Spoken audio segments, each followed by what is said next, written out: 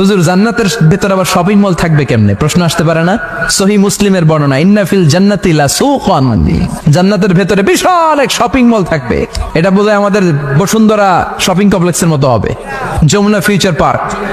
দুবাইতে যে একটা আছে বিশাল শপিং মল, মালয়েশিয়ার মিড ভ্যালি, এগুলোর মতো হবে মনে হয়। কত বিশাল যে শপিং মল হবে। সহিহ মুসলিমের বর্ণনা, প্রতি শুক্রবারে সব জায়গা থেকে বন বন করে মৌমাছির মতো জান্নাতীরা ওই শপিং মলে শপিং করতে আসবে। ইচ্ছে মতো দেদারসে পোশাক কিনবে, ইচ্ছে মতো শপিং করবে, টাকা দেয়া লাগবে না, ক্রেডিট কার্ড লাগবে না। সুবহানাল্লাহ পড়েন।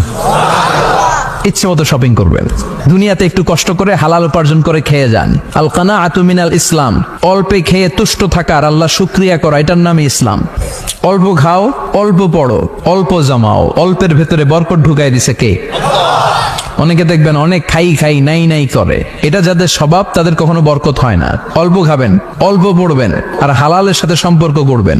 আল্লাহুম্মা কফিনি বিহালালিকা আন হারামিক ওয়া আগনিনি বিফাদলিকা আম্মান সিওয়াক। বিশ্বনবী দোয়া করতেন, আল্লাহ হালালকে আমার জন্য যথেষ্ট করেন, হারাম থেকে আমারে বাঁচিয়ে রাখেন। পড়েন আমিন। হালাল অল্প হলেও হালালে বরকত আছে না নাই? হারাম বেশি হলেও এটাতে কোনো বরকত নাই, ঠিক কিনা?